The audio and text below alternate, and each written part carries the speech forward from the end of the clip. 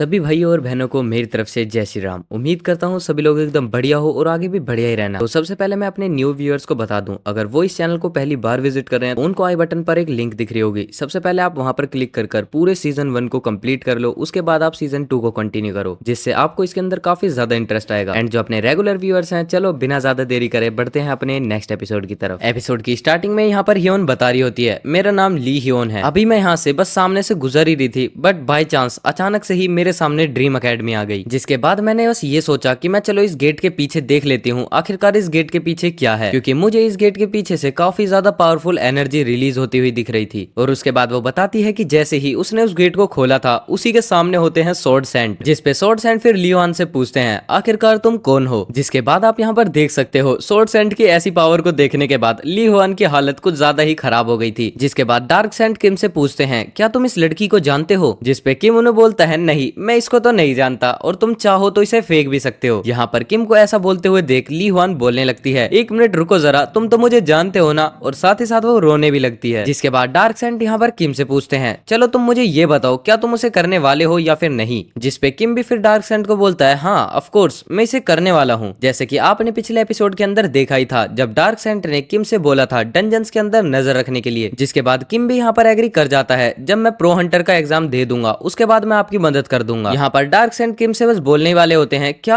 तुम pro Hunter examination के बाद मेरी मदद कर पाओगे, लेकिन उसके बीच में ही किम यहाँ पर उनकी बात काटते हुए बोलता है हाँ तुमने बिल्कुल सही कहा, मुझे ऐसा लगता है तुम यहाँ पर मेरे पैसों को लेकर ही बात कर रहे थे। और उसके बाद यहाँ पर डार्क सैंड भी बोलने लगते हैं मुझे नहीं लगा था कि तुम वापस से पैसों के लिए बात करोगे, चलो ठीक है अगर तुमने बात कर ही दी है तो तुम मुझे बताओ कि आखिरकार तुम्हें कितने पैसे चाहिए। जिसके बाद किम भी यहाँ पर बोलने लगता है चलो फिर ठीक है अगर आप इस बात से एग्री करते हो तो जो प्राइस है मैं उसको थोड़ा हाई करता हूँ। लेकिन यहाँ पर हम देखते हैं कि हियोन ली को इसके बारे में कुछ भी समझ में नहीं आ रहा होता। लेकिन उसके बाद हम देखते हैं कि लियोहान यहाँ पर काफी ज्यादा कांपने लगती है, क्योंकि वो यहाँ पर किम को देखती है कि वो डार्क सैंड से ही उल्टा पैसे मांग रहा है। जिसपे फिर लियोहान भी मन में सोचने लगती है कि आखिरकार ऐसा क्या है इसके अंदर जो ये डार्क सैंड से भी पैसे मांग रहा है। इसके बाद डार्क सैंड भी यहाँ पर किम से बोलते हैं चलो फिर ठीक है मैं तुम्हें सिर्फ 10 बिलियन ही दे पाऊंगा। और यहाँ पर इतना सुनने के बाद लियोहान और भी ज्यादा शॉक हो जाती है। जिसके बाद किम भी यहाँ पर बोलता है वेल ये सुनने में तो काफी अच्छा लग रहा है, तो चलो मैं भी इसे सिर्फ 10 बिलियन पर ही फिक्स कर देता हूँ। जिसके बाद डार्क सैंड भी किम को मैनुअल देते हुए बोल रहे होते हैं चलो फिर ठीक है अब मैं यहाँ से जाता हूँ, बाकी बातें मैं तुमसे बाद में करूंगा। जिसके बाद किम भी यहाँ पर हंसते हुए डार्क सैंड से बोलने लगता है अभी तुम्हें याद है ना तुम्हें मुझे 3 बिलियन सपोर्ट केयर के हिसाब से देने हैं, एंड जो 10 बिलियन तुम मुझे देने वाले हो वो भी मुझे थोड़ा जल्दी ही दे देना। जिसपे आपको अब समझ में आ गया होगा कि आपको मेरे को 3 बिलियन एक्स्ट्रा देने होंगे। लेकिन यहाँ पर अब इतना सुनने के बाद डार्क सैंड और भी ज्यादा हैरान हो जाता है। जिसके बाद डार्क सैंड भी बोलने लगते हैं यार मैं कभी कभी सोचने लगता हूँ कि आखिरकार तू कैसा बंदा है। जिसके बाद हम देखते हैं कि डार्क सैंड किम से बोलते हैं मैं तुमसे एक बार ही और पूछता हूँ क्या तुम सच में पैसे चाहते हो ना कि मेरी आर्ट्स को। जिसपे किम फिर बोलता है नहीं मुझे और कुछ तो नहीं चाहिए, बस मुझे पैसे ही चाहिए। अब यहाँ पर किम को डार्क सैंड का ऑफर रिफ्यूज करते हुए देख ली हुआन भी काफी ज्यादा शौक लग रही होती है और वो बोलती है क्या इसने एक हीरो का डिसाइबल बनने के लिए छोड़ दिया। जिसके बाद पीछे से हंसते हुए स्वॉर्ड सैंड डार्क सैंड का मजाक उड़ाते हुए बोल रहे होते हैं वेल अगर तुम्हें पैसों की जरूरत हो तो तुम उससे बोल देना, क्योंकि उसे सिर्फ तुम्हारे पैसे चाहिए ना कि तुम्हारी स्ट्रेटजीज। और उसके बाद यहाँ पर डार्क सैंड भी बोलने लगते हैं यही सेम चीज तुम पर भी लागू होती है। लेकिन तभी हम यहाँ पर देखते हैं कि वो दोनों वापस से लड़ाई के मोड में आ चुके थे और अपना ओरा वापस से रिलीज करने लगते हैं। जिसके बाद किम भी वापस से बीच में जाता है और बोलता है मैंने आपसे कितनी बार बोल दिया अगर आपको फाइट करनी है तो यहाँ से बाहर जाकर करो, आखिरकार तुम लोग मेरी बात क्यों नहीं सुन रहे, जाकर बाहर फाइट करो। यहाँ पर लेकिन इतना सब कुछ देखने के बाद जो ली हुआन होती है वो बहुत ज्यादा ही शौक लग रही होती है और वो बोलती है आखिरकार ये बंदा कौन है। जिसके बाद हम देखते हैं कि वहां से डार्क सैंड गायब होते हुए किम से बोलने लगते हैं चलो ठीक है अब मैं तुमसे प्रो हंटर बनने के बाद मिलूंगा और जो भी मैंने तुम्हें सीक्रेट आर्ट्स दी हैं वो जाकर ली मिनल को दे देना। जिसपे फिर किम भी बोलने लगता है okay of course my dear customer, मैं आपकी बातों को बिल्कुल भी नहीं भूलने वाला। यहाँ पर डार्क सैंड को जाते ही स्वॉर्ड सैंड किम से पूछने लगते हैं तुम पहले मुझे ये बताओ कि आखिरकार तुम्हारा क्या रिलेशन है डार्क सैंड के साथ। और उसके बाद यहाँ पर किम स्वॉर्ड सैंड को बताने लगता है वेल आप यहाँ पर इसे रिलेशनशिप नहीं कह सकते क्योंकि ये कोई रिलेशनशिप है ही नहीं, बल्कि हम दोनों के बीच सिर्फ एक कॉन्ट्रैक्ट साइन हुआ है, मतलब आप उसे बिजनेस भी कह सकते हो। इतना बोलने के बाद यहाँ पर किम ली हुआन के पास देखता है और बोलता है चलो ठीक है अब तुम्हारी बारी, तुम मुझे बताओ कि तुम यहाँ पर क्या कर रही हो। और फिर यहाँ पर किम बोलने लगता है क्या तुम मुझे सच में फॉलो कर रही हो, मैंने तुमसे पहले ही कितनी बार मना कर दिया था कि तुम मुझे फॉलो बिल्कुल भी मत करना। जिसपे फिर ली हुआन भी मना करते हुए बोलने लगती है अरे नहीं नहीं मैं तुम्हें बिल्कुल भी फॉलो नहीं कर रही थी, मैं तो बस ऐसे ही आ गई। फिर किम भी पूछने लगता है चलो ठीक है मैं मान भी लेता हूँ, तो तुम मुझे बताओ कि आखिरकार तुम यहाँ पर करने क्या आई थी। यहाँ पर ली हुआन कुछ बोलने ही वाली होती है वेल, लेकिन तभी बीच में यहाँ पर किम बात काटते हुए बोलता है अगर तुम्हें जो भी कुछ बोलना है बिल्कुल साफ सीधा और सच ही बोलना, क्योंकि तुम्हें पता होना चाहिए तुम्हारे सामने कोई और नहीं बल्कि पूरे नेशन का हीरो स्वॉर्ड सैंड खड़े हुए हैं। लेकिन यहाँ पर ली हुआन मन में बोलने लगती है, लेकिन यार अभी तो मुझे सबसे ज्यादा डर इसी से लग रहा है, ना कि स्वॉर्ड सैंड से। और उसके बाद किम यहाँ पर ली हुआन के पास आते हुए बोलने लगता है, वेल तुम मुझे पहले ये बताओ कि आखिरकार तुम हर बात को सीधा सीधा क्यों नहीं बताती, इतना ज्यादा तिरछा करने की क्या जरूरत है। जिसके बाद तुरंत यहाँ पर ली हुआन बोलने लगती है, चलो चलो मैं तुम्हें बताती हूँ मैं यहाँ पर क्यों आई हूँ। मैं इस वजह से यहाँ पर आई हूँ ताकि मैं ड्रीम अकेडमी के अंदर एनरोल हो सकूं। और यहाँ पर इतना सुनने के बाद किम ली हुआन पर गुस्सा करने लगता है और बोलता है, क्या तुम्हें ड्रीम हंटर अकेडमी के अंदर एनरोल होना है? क्या तुम्हें ये बात नहीं पता जो प्रो हंटर एग्जामिनेशन है उसके लिए ज्यादा टाइम नहीं बचा है। लेकिन उसके बाद हम देखते हैं कि यहाँ पर ली हुआन कुछ भी नहीं बोल पाती, लेकिन तुरंत ही यहाँ पर किम बोलने लगता है, हे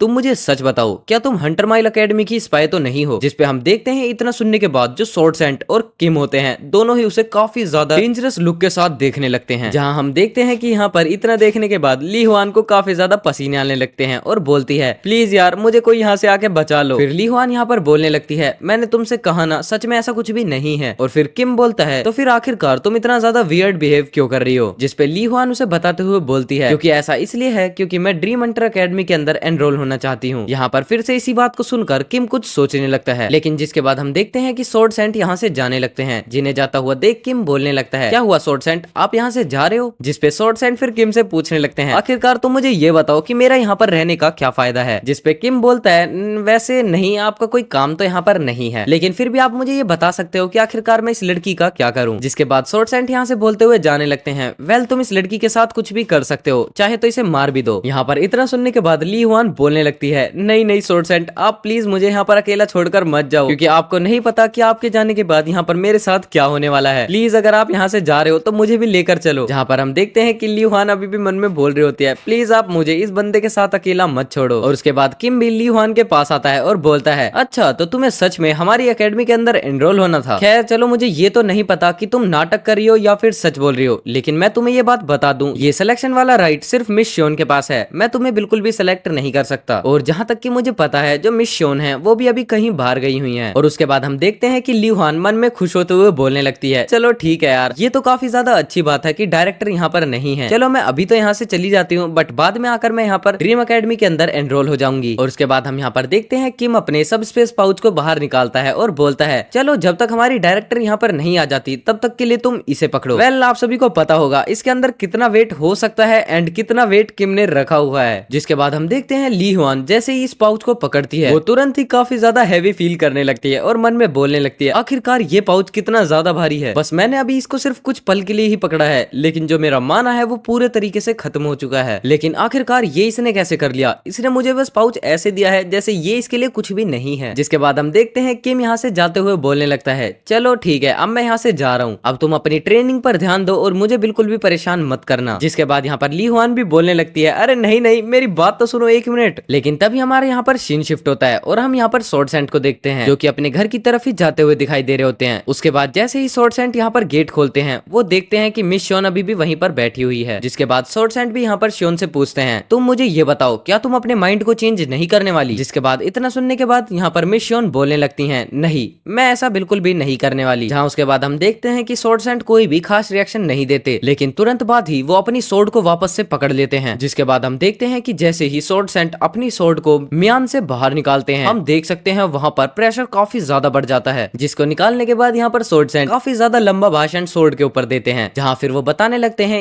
ये कोई नॉर्मल सोर्ड नहीं है। इस सोर्ड की खासियत ये है कि ये अपने ओपोनेंट को काफी ज्यादा पुश करता है और काफी ज्यादा ही पावरफुल अटैक करता है। और ये बात तो तुम्हें काफी अच्छे से पता ही होगी, जो शार्प सोर्ड होती हैं वो काफी ज्यादा ही अच्छी होती हैं किसी को स्ट्रैप करने के लिए। और यहाँ पर क्लोज फाइट के अंदर ये काफी अच्छा ऑप्शन होता है कि तुम अपने ओपोनेंट के ऊपर वीक पॉइंट्स पर डायरेक्ट अटैक कर सकते हो, लेकिन उसके लिए तुम्हें सबसे पहले फास्टर अटैक मेथड को सीखना पड़ेगा। और उसके बाद यहाँ पर sword sand changing sword technique के बारे में बताने लगते हैं, जहाँ पर तुम उसकी मदद से अपने ओपोनेंट के लूप होल्स को देख सकते हो, मतलब कि उस ओपोनेंट के अंदर कितनी ज्यादा खामियां हैं, जिसकी वजह से तुम्हें फाइट के अंदर सबसे पहली चीज को बढ़ाना होता है जो कि होती है स्पीड। और फाइट के अंदर ये एक की तरह काम करती है। अब यहाँ पर क्लोज रेंज के अंदर तुम स्वॉर्ड का यूज करते हो तो उसके लिए तुम्हारी स्पीड काफी ज्यादा मैटर करती है, ताकि तुम अपने ओपोनेंट को काफी ज्यादा गहरी इंजरी दे सको, जिसकी वजह से तुम्हें सबसे पहले पहले इसी के ऊपर फोकस करना पड़ेगा। उसके बाद यहाँ पर स्वॉर्ड एंड दूसरी टेक्निक के बारे में बताते हैं जिसका नाम होता है डल स्वॉर्ड टेक्निक, जिसपे फिर स्वॉर्ड एंड बताने लगते हैं इसका नाम डल स्वॉर्ड है, तो इसका मतलब ये नहीं है कि ये काफी ज्यादा स्लो स्वॉर्ड होगी। यहाँ पर इस टेक्निक का मतलब है कि तुम काफी ज्यादा ही स्लो हो जाओगे, बट तुम्हें यहाँ पर स्लो नहीं होना बल्कि और भी ज्यादा फास्ट जाना है। यहाँ पर ये सबसे ज्यादा काम तब आता है जब तुम किसी जंग के अंदर जाते हो और तुम्हें किसी बंदे को मारना होता है, और यहाँ पर तुम इस टेक्निक की वजह से तुम उसे सिर्फ सिंगल स्ट्राइक के अंदर ही मार सकते हो क्योंकि इसका अटैक काफी ज्यादा ही पावरफुल होता है। इसी तरीके से अब यहाँ पर दो तरीके की सोर्ड होती है, एक लाइट सोर्ड होती है और एक हैवी सोर्ड। अब यहाँ पर जो हैवी सोर्ड होती है वो हैवी तो होती है, बट जो उसका पावर होती है डिस्ट्रक्शन का वो काफी ज्यादा ही होती है। बट जो यहाँ पर लाइट सोर्ड रहेगी वो हल्की तो रहेगी और साथ ही साथ जो उसकी स्पीड होगी वो भी काफी ज्यादा इंक्रीज हो जाएगी। अब उसके बाद हम यहाँ पर थोड़ी देर बाद का सीन देखते हैं जहाँ पर स्वॉर्ड सेंट ने सभी टेक्निक्स के बारे में शियोन को बता दिया होता है। उसके बाद यहाँ पर स्वॉर्ड सेंट शियोन से बोलने लगते हैं ये काफी ज्यादा ही बेसिक है जिससे कि तुम स्वॉर्ड ब्रेकिंग गोड्स को सीख सकते हो। उसके बाद यहाँ पर स्वॉर्ड सेंट शियोन से बोलने लगते हैं मैं तुम्हें ज्यादा टाइम नहीं देने वाला, अब मैं तुम्हें यहाँ पर सिर्फ प्रो हंटर एग्जामिनेशन तक का टाइम देता हूँ, अगर तुम तब तक ये चीज को नहीं सीख पाई तो उसके बाद मैं तुम्हें यहाँ पर कुछ भी नहीं सिखाने वाला। जिसके बाद हम देखते हैं कि साइड में खड़ा हुआ असिस्टेंट काफी ज्यादा ही शौक होते हुए बोलता है लेकिन हेडमास्टर आखिरकार ऐसा कैसे हो सकता है क्योंकि मैम इसको इतनी जल्दी नहीं सीख पाएंगी। जिसपे फिर स्वॉर्ड सेंट शियोन को बोलने लगते हैं ठीक है अगर तुम नहीं करना चाहती तो तुम इसके ऊपर गिव अप कर सकती हो। जिसके बाद हम देखते हैं कि शियोन बोलती है नहीं मैं इसको ट्राई करूंगी। उसके बाद यहाँ से हमारा सीन शिफ्ट होता है जहाँ पर हम हियोन ली को देखते हैं, जहाँ हम देख पाते हैं हियोन ली कुछ देखकर काफी ज्यादा शौक हो जाती है और वो बोल रही होती है आखिरकार मैं अपने सामने क्या देख रही हूँ। जहाँ हम देखते हैं ये किसी और को नहीं बल्कि किम को ही देख रही होती है, जिसको देखने के बाद हियोन ली बोलने लगती है आखिरकार इसके सामने किस तरीके की अजीब सी एनर्जी है और इसके ओरा को मैं यहाँ तक फील कर पा रही हूँ। लेकिन हम यहाँ पर देखते हैं किम के सेंसेस काफी ज्यादा ही शार्प हो चुके होते हैं, जहाँ पर वो ली हुआन को नोटिस कर लेता है और वो बोलता है चुपचाप जाकर अपना काम करो। और उसके बाद यहाँ पर ली हुआन भी किम पर काफी ज्यादा गुस्सा करते हुए चिल्लाते हुए बोल रही होती है आखिरकार डायरेक्टर आप यहाँ पर कब आएंगी। उसके बाद हम यहाँ पर देखते हैं ली मिन्युअल और सुयन सामने ही खड़े होते हैं, जहाँ ली मिन्युअल सुयन से बोल रहा होता है हे सुयन तुम कैसी हो। उसके बाद हम यहाँ पर किम को देखते हैं जहाँ किम अपने वेसल को देखते हुए बोल रहा होता है इसको मैं बिल्कुल भी फील नहीं कर पा रहा, आखिरकार मुझे ये नहीं पता कि ये वेसल कब तक भर पाएगा। जहाँ मुझे अभी तक भी ये समझ में नहीं आ रहा कि आखिरकार मुझे कितने ज्यादा एलेक्सर की जरूरत पड़ेगी ताकि मैं इसको फिल कर पाऊं। और उसके बाद हम देखते हैं किम सामने ली हुआन को देखता है, जहाँ पर अभी भी ली हुआन ने वो सब स्पेस पाउच को पकड़ा हुआ होता है। एंड आप सभी को अभी भी पता होगा कि सब स्पेस पाउच के अंदर कितना ज्यादा वजन हो सकता है। हम यहाँ पर देख पाते हैं सब स्पेस पाउच को उठाने की वजह से ली हुआन की हालत काफी ज्यादा ही खराब लग रही होती है, जिसपे किम फिर ली हुआन से बोलने लगता है क्या आखिरकार तुम अभी भी यहीं पर हो। जिसके बाद हम देखते हैं ली हुआन भी मन में बोलने लगती है आखिरकार तुम ही तो वही हो जिसने मेरे को ये पकड़ने के लिए बोला था, जहाँ अब मैं इसको उठाने के बाद कहीं हिल भी नहीं पा रही हूँ। उसके बाद यहाँ पर ली हुआन मन में गुस्सा करते हुए बोलने लगती है ये वही बंदा है जिसने मुझे ये पाउच दिया था, लेकिन अब तो ये यहाँ पर ये पता भी नहीं कर पा रहा कि आखिरकार इसने मुझे ये पाउच कब और क्यों दिया था, आखिरकार अब मैं इसको क्या बोलूं। लेकिन उसके बाद हम यहाँ पर देखते हैं किम वापस से जाते हुए बोलने लगता है ठीक है तुम इसको उठा के रखो मैं यहाँ से चलता हूँ। लेकिन तभी हम यहाँ पर देखते हैं किम को कुछ नोटिस होता है और तभी वो वहीं पर रुकता है, जिसके बाद वो सीधा घूमकर ली हुआन के पास जाता है और वो जाते ही बोलता है हे क्या तुम मुझे यहाँ पर फ्लर्ट करने का ट्राई कर रही हो। जहाँ उसके बाद हम हियोन ली को देखते हैं जो कि काफी ज्यादा ही कंफ्यूज हो चुकी थी और वो गुस्सा करते हुए मन में बोल रही होती है क्या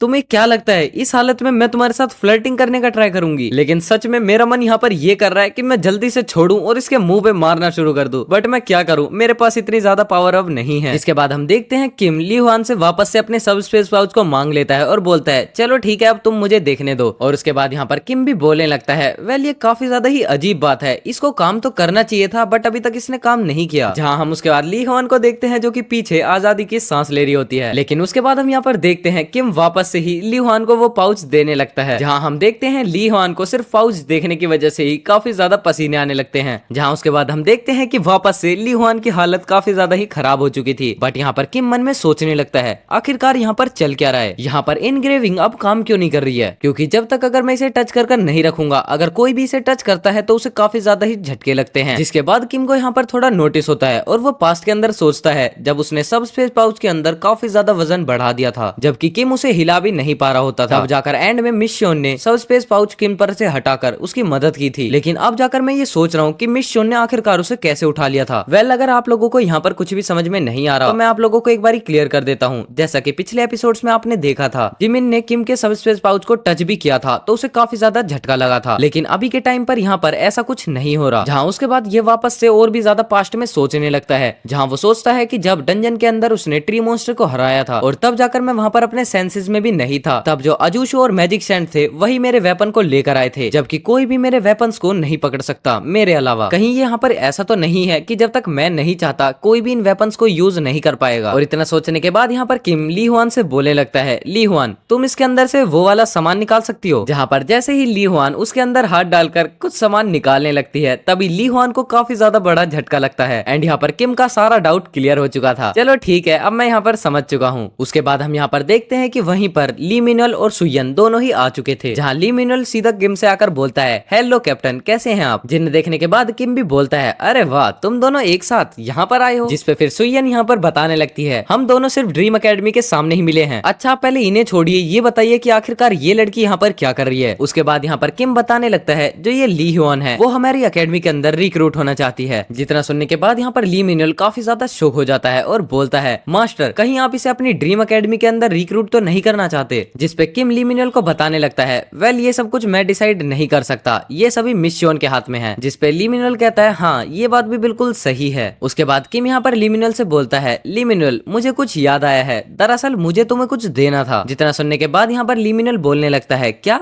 आखिरकार आपको क्या देना है। उसके बाद हम यहाँ पर देखते हैं किम वही 2 बुक ली मिनल को देने लगता है जो कि डार्क सेंट ने उसे दी थी। जिसपे किम उसे बताने लगता है, दरअसल ये तुम्हें तुम्हारे मास्टर ने दी है, तो इन्हें बिल्कुल संभाल कर रखना। जितना देखने के बाद यहाँ पर ली मिनल काफी ज्यादा ही खुश लग रहा होता है और बोलता है, आपका शुक्रिया कैप्टन। और उसके बाद हम देखते हैं किम काफी ज्यादा ही इविल स्माइल करते हुए बोल रहा होता है, वेल तुम्हें थैंक यू बोलने की जरूरत नहीं है, दरअसल थैंक यू तो मुझे तुम्हें बोलना चाहिए। इसका मतलब यही है कि ये डार्क सेंट को काफी इजीली ली मिनल के थ्रू ठग सकता है और जितने चाहे उतने पैसे डार्क सेंट से मांग सकता है। जिसपे ली मिनल भी बोलने लगता है, क्या आखिरकार आप मुझे थैंक यू क्यों बोलेंगे। बट हम यहाँ पर ह्योनली को देखते हैं जो कि रोते हुए किम पर काफी ज्यादा गुस्सा कर रही होती है, क्योंकि किम की वजह से ही उसे यहाँ पर काफी बड़ा झटका लगा था। उसके बाद यहाँ पर ली हुआन बोलने लगती है, वेल ये काफी ज्यादा ही अच्छी जगह है जहाँ पर मैं ये देख सकती हूँ कि किम आखिरकार किस तरीके की प्रैक्टिस करता है और उसको ऐसे ट्रेनिंग करते हुए देख क्या पता मैं भी कुछ सीख जाऊँ। और उसके बाद यहाँ पर सुयन बोलने लगती है, ओपा क्या आज आप वापस से छत से कूदने वाले हैं, क्योंकि रात को ही काफी ज्यादा कंप्लेंट्स हुई थी कि कोई एक बंदा रात को छत पे से काफी ज्यादा कूदने लगता है। लेकिन यहाँ पर इतना सुनने के बाद जो ह्योनली होती है उसे काफी ज्यादा ही पसीने आने लगते हैं और वो मन में सोचने लगती है, क्या ये छत से कूदता है। जिसके बाद किम भी सुयन से बोलने लगता है, ओह अच्छा